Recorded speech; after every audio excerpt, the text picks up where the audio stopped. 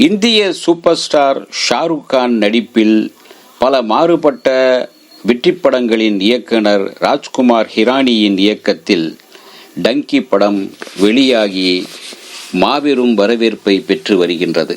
பதான், ஜவான் என்று mega blockbuster படங்களை கொடுத்த ஷாருக் கானின் மூன்றாவது மாபெரும் வெற்றி படமாக டங்கி ஹாட்ரிக் பிளாக்பஸ்டர் படமாக அமையும் என்று நம்பப்படுகிறது, சொல்லப்படுகின்றது. அதற்கான சாத்தியக்கூறுகளும் இருக்கின்றன.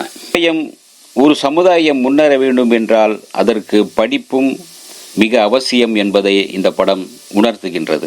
ஏழை எளிய அன்னாடங்காட்சிகள் தங்கள் தலைவிதியே என்று கஷ்டப்படுவதற்கு முக்கிய காரணம் படிப்பில்லாததே என்பதையும் இந்த படம் உணர்த்துகின்றது. பஞ்சாபில் பரிதவிக்கும் 3 பேர் தங்களுடைய கடனை அடைத்து நலமாக வாழ லண்டன் சென்று சம்பாதிக்க வேண்டும், சம்பாதித்து தங்களுடைய கடனை அடைத்து சொகுசாக வாழ வேண்டும் என்று நினைக்கின்றனர். ஆனால் அவர்களுக்கு ஆங்கில அறிவில்லை, ஆங்கில படிப்பில்லை. அதற்கு என்ன செய்வது? அந்த ஊரில் ஒருவர் ஆங்கில வகுப்பு எடுக்கின்றார். அவரிடம் சென்று ஆங்கிலம் படித்துவிட்டு செல்லலாம் என்றால் அது பல மாதங்களாகும். பாஸ்போர்ட் எடுக்க போகின்றார்கள். விசா எடுக்க போகும்போதுதான் இவர்களுக்கு தெரிகின்றது படிப்பின் அவசியமும். அதிலும் லண்டனில் விசா கிடைக்க வேண்டும் என்றால் குறைந்தபட்சம் இவர்கள் 5 ஏக்கர் நிலம் வைத்திருக்க வேண்டும், சொந்த வீடு இருக்க வேண்டும், குறைந்தபட்சம் பல லட்சம் ரூபாய் வங்கியில் வைத்திருக்க வேண்டும் என்கின்ற சொல்லதும் இவர்கள் ஆடி போகின்றார்கள். எப்படி விசா பெறுவது? முதலில் படிப்பு, ஆங்கில படிப்பு அவசியம் அல்லவா? அதனால் ஒருவரிடம் படிக்க செல்கின்றனர். அரை குறையாக ஆங்கிலம் படித்தும் கூட, பட்லர் இங்கிலீஷ் பேச ஆரம்பித்தும் கூட அவர்களுக்கு விசா கிடைப்பதில்லை. காரணம் ஏழ்மைதான். அவர்களுக்கென்று சொத்து பத்து ஒன்றும் இல்லை, பேங்க் பேலன்ஸும் இல்லை. எப்படி விசா கிடைக்கும்? அதுவும் லண்டனுக்கு. அப்போது பஞ்சாபுக்கு வருகின்றார் ஹீரோ ஷாருக் கான். அவர் ஒரு ராணுவ வீரர். குண்டடிப்பட்டு அவர் கிடந்த போது ராணுவ தளத்தில் இருந்து போர்க்களத்தில் இருந்து அவரை காப்பாற்றி மருத்துவமனையில் சேர்த்த அந்த ஒரு நண்பரை அங்கு அவருக்கு நன்றி செலுத்த பஞ்சாபிற்கு வருகின்றார். அங்கு அவருடைய தங்கையை சந்திக்கின்றார். அவர் ஏழ்மையில் கிடைப்பதும், தன்னுடைய பெரிய பங்களா போன்ற வீடு விற்கப்பட்டு சாதாரண ஒரு சின்ன வீட்டில் இருப்பதையும், தன்னுடைய லட்சியம் அந்த வீட்டை மறுபடியும் மீட்க வேண்டும் என்பதுதான். அதற்காக தான் லண்டனுக்கு சென்று உழைக்க வேண்டும் என்று நினைக்கின்றேன் என்பார் அவர். அவருடன் 2-3 பேர் சேர்ந்து கொள்கிறார்கள்.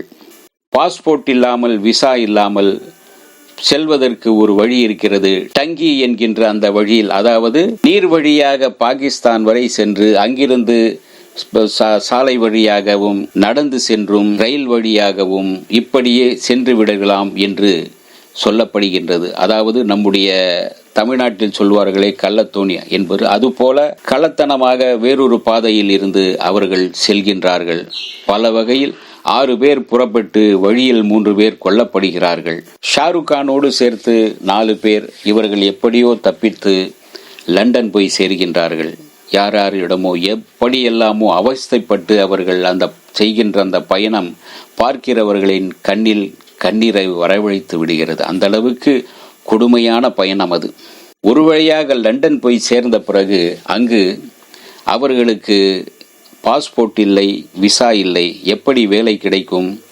அதற்கு முன்பு சென்ற ஒருவன் அங்கு பிச்சை எடுத்து வாழ்ந்து கொண்டிருப்பதை பார்க்கிறார்கள். அவனிடம் சென்ற போதுதான் தெரிகின்றது. பிறகு ஒரு வக்கீலை ஏற்பாடு செய்கிறார் ஷாருக் கான். அந்த வக்கீல் மூலம் அந்த அரசாங்கத்தின் தூதரகத்தில் சென்று பேசும்போது, உங்கள் ஊரில் உங்கள் உயிருக்கு ஆபத்து என்றால், உங்கள் நாட்டில் உங்கள் உயிருக்கு ஆபத்து என்றால் நாங்கள் இங்கு உங்களுக்கு தங்குவதற்கு விசா கொடுத்து இந்த நாட்டின் குடியுரிமை கொடுப்போம் என்று சொல்லப்படுகிறது.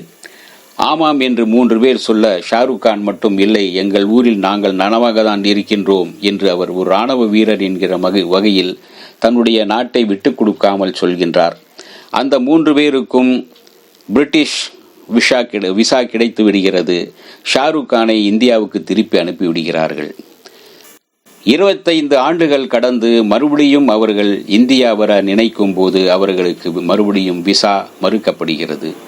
அவர்கள் இந்தியா வந்தார்களா அவர்களை மறுபடியும் ஷாருக் கான் அழைத்து அங்கிருந்து எப்படி வந்தார் என்பதுதான் டங்கியின் மூலக்கதை. அதன் பிறகுதான் சுவாரஸ்யமான பல நெஞ்சை தொடும் கதாபாத்திரங்கள், திரைக்கதை காட்சிகள் உள்ளன.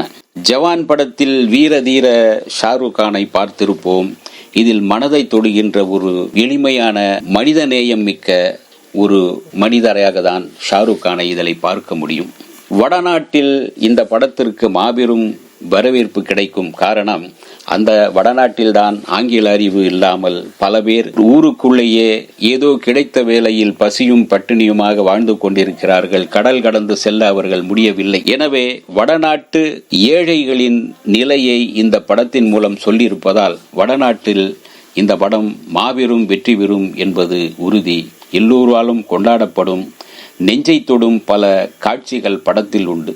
ஒரு நிஜமாகவே நாம் லண்டன் சென்று வருவது போன்ற ஒரு உணர்வை இயக்குனர் ஏற்படுத்தி விடுகின்றார். இந்த வீடியோ உங்களுக்கு பிடிச்சிருந்தா லைக் பண்ணுங்க, ஷேர் பண்ணுங்க, கமெண்ட் பண்ணுங்க, சப்ஸ்கிரைப் பண்ணுங்க, மறக்காம பெல் ஐகானை கிளிக் பண்ணுங்க.